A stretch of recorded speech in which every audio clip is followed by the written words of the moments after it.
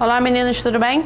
A gente vai fazer agora a revisão de matemática 3 para de matemática 1, desculpa, para a P3, né? Então vamos lá, peguem a questão número 1. A é um conjunto com 4 elementos e B é um conjunto com 5 elementos. Se A e B são disjuntos, quantos elementos tem A interseção com B e o conjunto A união com B? Então vamos lá, a primeira informação que o problema nos deu foi que esses conjuntos são disjuntos.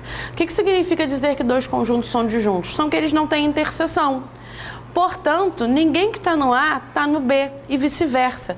Então a gente pode afirmar o seguinte: o número de elementos da interseção é 0 e o número de elementos da união vai ser a soma dos dois, ou seja, o número de elementos de A mais o número de elementos de B. Como no problema aí é dito que A tem 4 elementos e B tem 5 elementos, a união vai ter 9 elementos, né?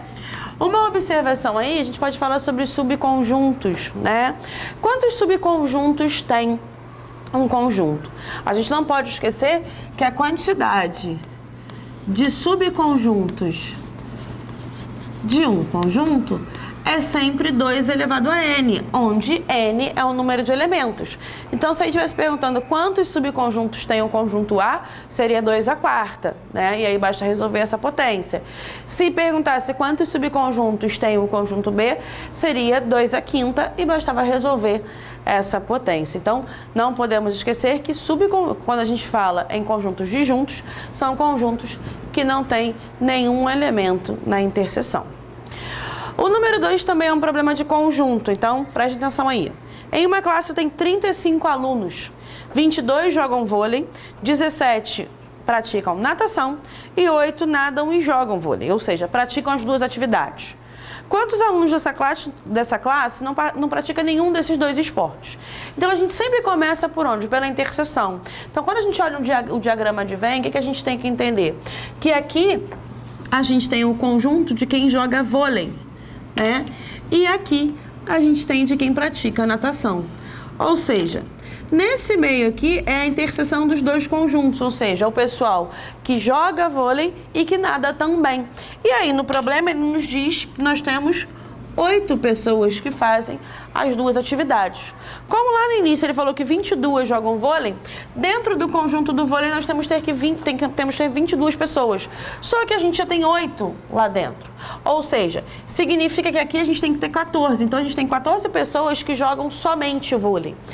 Lá no início também ele disse pra gente, eu disse pra vocês que 17 faziam natação, mas eu já tenho 8 pessoas lá dentro, então apenas 9 alunos praticam só natação. E aí quando a gente soma isso aqui, 14 mais 8, 22, mais 9, nós teríamos 31 alunos que praticam pelo menos uma das duas atividades, né? Porque quando a gente fala pelo menos uma, ele pode praticar uma ou as duas, né? Só que o problema nos pergunta o seguinte: quantos alunos não praticam nenhuma das atividades? Se a minha turma tem 35 alunos, significa que se eu diminuir quem pratica ou a natação ou o vôlei, nós teremos 4 alunos que não fazem nenhuma dessas duas atividades, ok? Vamos lá. Questão número 3, que vai envolver agora 3 conjuntos. Vamos lá. Feita uma pesquisa entre 100 alunos do ensino médio acerca das disciplinas português, geografia e história, constatou-se que 65 gostam de português, 60 gostam de geografia, 50 gostam de história, 35 gostam de português e geografia, 30 de geografia e história, 20 de história e português e 10 gostam das 3 disciplinas. Quantos alunos não gostam de nenhuma delas, né? Vamos ver qual é a alternativa correta. Se eu tenho 3 conjuntos, né? Eu tenho aqui o conjunto do português, em rosa. Tenho aqui o conjunto da geografia, em verde. E tenho aqui em laranja o conjunto da história. Se eu tenho 3 conjuntos, eu tenho que começar pela interseção dos 3. Que é esse cara aqui, ou seja, é quem gosta das 3 disciplinas. E aí, na questão, nós temos que 10 pessoas gostam das 3 disciplinas. Por que a gente vai fazer isso? Porque agora a gente vai observar a interseção 2 a 2.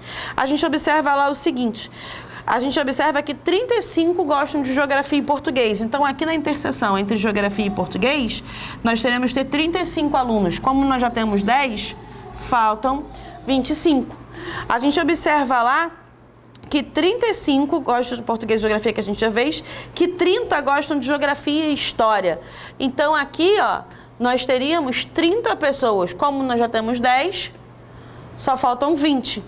E a gente tem que 20 alunos gostam de história e português. Então, aqui, na interseção entre português e história, nós temos que ter 20 pessoas. Como nós já temos 10, só estão faltando 10. E agora a gente vai completar o restante, porque é dito logo no início que 65 gostam de português. Então, aqui dentro do meu conjunto rosa, eu tenho que ter 65 pessoas. Quando eu olho aqui dentro, eu já tenho 45. Então, para 65, só estão faltando 20 alunos. Lá no início também está dizendo que 60 gostam de geografia. Então, aqui dentro do conjunto da geografia, nós vamos ter 60 alunos. A gente observa aqui que a gente já tem 55. Então, a gente pode dizer que 5 alunos gostam somente de geografia, né? E a gente também tem aí que 50 gostam de história. A gente observa aqui no conjunto laranja que a gente já tem a presença de 40. Então, só faltam 10 alunos. Então, tendo o diagrama feito, a gente consegue responder qualquer pergunta, né? A pergunta que foi feita no problema é o seguinte: quem é que não gosta de nenhuma dos 100 alunos? Quando a gente soma todos esses elementos, ou seja, 20 mais 25, mais 5, mais 10, mais 10, mais 20, mais 10, a gente vai ter aqui 50 aqui, mais 50 vamos ter 100 alunos. Ou seja, todos os alunos gostam de pelo menos uma disciplina. Então, eu tenho 0 alunos que não gostam de nenhuma delas, ou seja, a nossa alternativa correta seria a letra A. Vamos mudar um pouquinho essa pergunta. Se ele perguntasse o seguinte: quantos alunos gostam somente de uma disciplina? Ou seja, quando a gente fala que ele gosta somente de uma disciplina, é que ele gosta só de português, ou só de história, ou só de geografia. Aí a gente já não teria que somar tudo. A gente teria que somar só o 20 com o 5 com o 10. Se fosse perguntado, por exemplo, quantos alunos gostam de pelo menos 2 disciplinas? Pelo menos 2 é que ele pode gostar de 2 ou mais. Como nós temos 3 aqui, ele pode gostar de 2 ou 3. Então, nós somaríamos somente a interseção. Se ele perguntasse quantos alunos gostam de pelo menos uma das disciplinas? Ora, ele pode gostar de uma, de 2 ou de 3. A gente teria que fazer o total para encontrar os 100 alunos. Então, tendo o diagrama pronto, a gente consegue responder qualquer pergunta. Então, sempre tome muito cuidado ao fazer o diagrama, nunca esquecendo que a gente tem sempre que começar pela interseção para facilitar, ok? Vamos lá para a questão número 4, que era para obter o valor daquela expressão. Então, o primeiro passo ali é a gente transformar essa dízima periódica para fração, determinar a fração geratriz dela, né? Então, a gente observa o seguinte: essa dízima periódica aqui seria o 6/9. Se eu quisesse colocar simplificado, eu posso colocar 2/3. Não há problema nenhum. Ali em cima, eu tenho uma subtração onde os denominadores são diferentes. Basta a gente fazer aqui o MC, né? Então, ali vai ficar 36 menos 14, vão dar 22 nonos. E aqui embaixo também eu tenho uma adição onde os denominadores são iguais. Então, vai ficar 3 mais 1 sobre 3, ou seja, isso vai dar 4 nonos. Então, o que a gente tem aqui? A gente tem uma divisão entre 2 frações. Como é que a gente transforma essa divisão? A gente repete a primeira e multiplica pelo inverso da segunda. Então, aqui o meu y vai ficar 6 nonos mais 22 nonos vezes 3/4, né? Então, aqui eu posso simplificar o 4 com 22. Então, a gente vai ter que o y vai ficar 6 nonos. Tudo bem? E ali em cima vai ficar 33 sobre 18. Então, a gente tem ali, de novo, uma soma com denominadores diferentes. A gente tem que fazer MMC, esse MMC vai dar 18, aqui vai dar 2 e aqui vai dar 1. Portanto, o meu y vai dar 12 mais 33 sobre 18. Então, o valor do meu y vai dar 45 sobre 18. Isso aqui dá para simplificar por 9, né? Então, isso aqui vão dar 5 meios ou 2,5. Então, tem que tomar muito cuidado para resolver as expressões, ok? Vamos lá para a questão número 5, que é uma questão de função.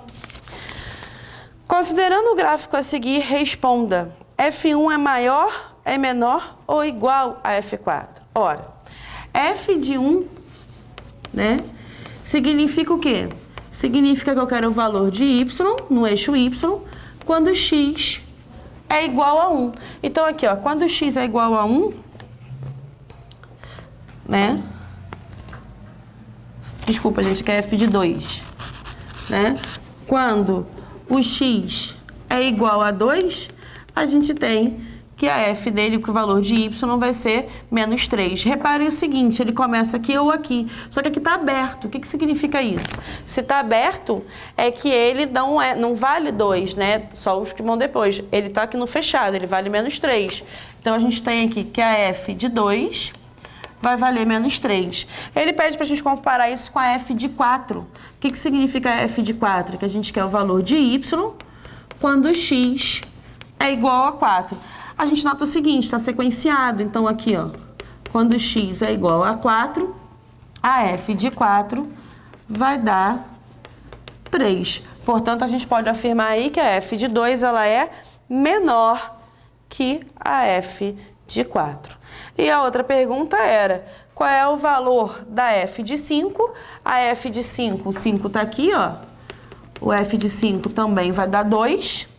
E a f de menos 3, que dá 1, então vamos lá, a f de 5 deu 2, sobre o f de 3, que vai dar 1, menos a f de 2, que a gente já tinha visto lá embaixo, que dava menos 3. Então, o que vai acontecer aqui, né? Quando a gente pega a f de 5, que deu 3, isso aqui vai dar 3 quartos, né? Porque menos com menos aqui vai ficar mais, ok? Então, aí uma questãozinha de função. Tem que tomar cuidado na hora de analisar o gráfico. Vamos lá, questão número 6, que é somente sobre análise gráfica. Atualmente, existem diversas locadoras de veículos permitindo uma concorrência saudável para o mercado, fazendo com que os preços se tornem acessíveis. Nas locadoras P e Q, o valor da diária de seus carros depende da distância percorrida conforme o gráfico. O valor na locadora Q é menor ou igual àquele pago na locadora P para distâncias em quilômetros em quais intervalos. Então, ele quer onde em Q paga-se menos. Então, significa o seguinte, vai pagar menos na parte da curva Q que estiver abaixo da P. E aí, a gente observando pelo gráfico, isso acontece no intervalo de 0 a 20 e isso também acontece lá embaixo, no intervalo de 100 até 160. Então, bastava a gente observar onde que a curva Q está abaixo da curva P, que são nesses dois intervalos. Então, a alternativa correta aí seria a letra D de dado. Então, a questão número 6, a alternativa correta é a letra D. Somente análise do gráfico das funções de P e Q, ok? E a questão número 6, que diz o seguinte: o gráfico indica o imposto a pagaria em reais sobre uma renda líquida R em reais. Com base nesse gráfico, uma pessoa que teve uma renda líquida de R$ 1.500 pagará o imposto no valor de quanto? Então, observe o seguinte, 1.500 vai estar entre 900 e 1.800. Eu quero saber o valor que ele vai pagar, né? Porque a gente observa que aqui é o que ele paga e aqui é o valor que ele paga, ele é a renda dele. Então, observe o seguinte, a gente pode fazer isso para eu quero esse valor aqui que eu vou chamar de Y. Observem que esse pedaço aqui começa no 0 e vai até o 135, né? E aqui, ó, de 900 a 1.500, a gente tem uma distância de 600. E a gente também tem essa distância aqui toda, né? Que vai ser de 900. Então, a gente pode fazer por proporcionalidade. Ou seja, o Y vai estar para 600, assim como o 135 vai estar para 900. Então, ali eu posso simplificar o 600 com o 900, eu posso cortar os zeros, né? Posso dividir por 3, aqui vai dar 2, aqui vai dar 3, ou seja, 3y vai ser igual a 270. Portanto, o Y vai ser 270 dividido por 3, que vai dar R$90. Então, o cara que ganha R$1.500, ele vai ter que pagar R$90 de imposto. Espero que tenha ajudado, estudem bastante e até a próxima.